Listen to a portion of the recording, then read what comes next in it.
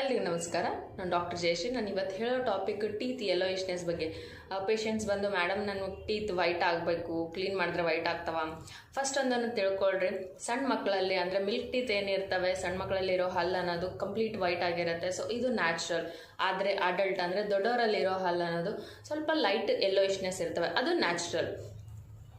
But stains ಅಂಥವೆಲ್ಲ ಏನಿರ್ತವೆ, there is a difference. ಇವು ಈ ಟೀತ್ ಎಲ್ಲೋ ಆಗ್ಲಿಕ್ಕೆ ರೀಸನ್ಸ್ ಏನೇನು ಅಂತಂದರೆ, ಯೂಶಲಿ ನೀವು ಟೂತ್ ಬ್ರಷ್ನ ಚೇಂಜ್ ಮಾಡ್ತಾ ಇರೋದು, ಎವ್ರಿ 3 ಮಂತ್ಸ್ಗೆ ಚೇಂಜ್ ಮಾಡ್ತಾ ಇರಬೇಕು.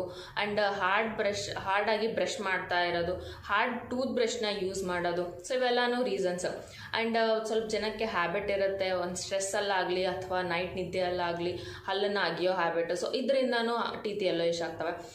ಇನ್ನು ಅಂತಂದರೆ ಸೋಡಾಸ್ ಹ್ಯಾಬಿಟ್ ಅಂದರೆ ಕೂಲ್ ಡ್ರಿಂಕ್ಸ್ ಎಲ್ಲ ಕುಡಿಯೋದು ಜಾಸ್ತಿ ಹ್ಯಾಬಿಟ್ ಇತ್ತು ಅಂತಂದರೆ, ಸೊ ಇದರಿಂದ ಹಲ್ಲು ಸೌದೋಗಿ ಎಲ್ಲೋ ಆಗ್ತವೆ.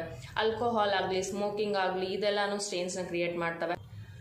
ನೀವು ಬ್ರಷ್ ಮಾಡ್ತಾ ಇರ್ತೀರಾ, ಆದರೆ ಯಾವ ಮೆಥಡಲ್ಲಿ ಬ್ರಷ್ ಮಾಡಬೇಕು ಅನ್ನೋದು ಗೊತ್ತೇ ಇರೋದ್ರಿಂದನೂ ಹಲ್ಲಿನ ಮೇಲೆ ಎಲ್ಲ ಸ್ಟೇನ್ಸ್ ಕ್ರಿಯೇಟ್ ಆಗ್ತವೆ. ಇನ್ನು ಅಂತಂದರೆ ಸ್ವಲ್ಪ ಜನಕ್ಕೆ ಟೀ, ಕಾಫಿ ಅಂಥವೆಲ್ಲ ಫ್ರೀಕ್ವೆಂಟಾಗಿ ಕುಡಿಯೋ ಹ್ಯಾಬಿಟ್ ಇರುತ್ತೆ. ಸೊ ಇದರಿಂದನೂ ಟೀತ್ ಸ್ಟೇನ್ ಆಗುತ್ತೆ. ನ್ಯಾಚುರಲಿ ಅಂತಂದರೆ ಫ್ಲೂರೋಸಿಸ್ ಅಂದರೆ ನೀರಲ್ಲಿ ಇರೋ ಕಂಟೆಂಟ್, ಫ್ಲೂರೈಡ್ ಅನ್ನೋ ಕಂಟೆಂಟ್ಲಿಂದನೂ ಸ್ವಲ್ಪ ಜನಕ್ಕೆ ಟೀತ್ ನಾವು ಎಲ್ಲೋ ಆಗಲಿ ಅಥವಾ ಬ್ರೌನ್ ಆಗಿ ಆಗಿರುತ್ತವೆ ಸ್ಪಾಟ್ಸ್. ಸೊ ಇದರ ಅಕಾರ್ಡಿಂಗ್ ನಾವು ಟ್ರೀಟ್ಮೆಂಟ್ ಮಾಡ್ತೀವಿ. ನಾನು ಇವತ್ತೆಲ್ಲರಿಗೂ ಥ್ಯಾಂಕ್ ಯು ಹೇಳಬೇಕು, ಬಿಕಾಸ್ ನನ್ನ ಪ್ರೀವಿಯಸ್ ವೀಡಿಯೋಸ್ ಎಲ್ಲ ಭಾಳ ಚೆನ್ನಾಗಿ ರೆಸ್ಪಾನ್ಸ್ ಇದೆ. ಏನಾದರೂ ಡೌಟ್ಸ್ ಇದ್ರೂ ನನಗೆ ಮೆಸೇಜ್ ಮಾಡ್ತಾ ಇದ್ದಾರೆ. ಇದೆಲ್ಲ ನನಗೂ ಎನ್ಕರೇಜಿಂಗ್ ಥರ ಇರ್ತವೆ. ಅಂದರೆ ನಾನು ಹೇಳೋ ಟಾಪಿಕ್ಸ್ ಎಲ್ಲ ಜನಕ್ಕೆ ರೀಚ್ ಆಗ್ತಿದ್ದಾವೆ ಅನ್ನೋದು ನಿಮಗೂ ಇನ್ಫಾರ್ಮೇಟಿವ್ ಅಂತ ಇತ್ತು ಅಂತಂದರೆ ಲೈಕ್ ಮಾಡ್ತಾ ಇರಿ. ನೆಕ್ಸ್ಟ್ ವಿಡಿಯೋ ಅಲ್ಲಿ ಇನ್ನೊಂದು ಡೆಂಟಲ್ ಇನ್ಫಾರ್ಮೇಷನ್ ಬಗ್ಗೆ ಹೇಳ್ತಾ ಇರ್ತೀನಿ. Thank you.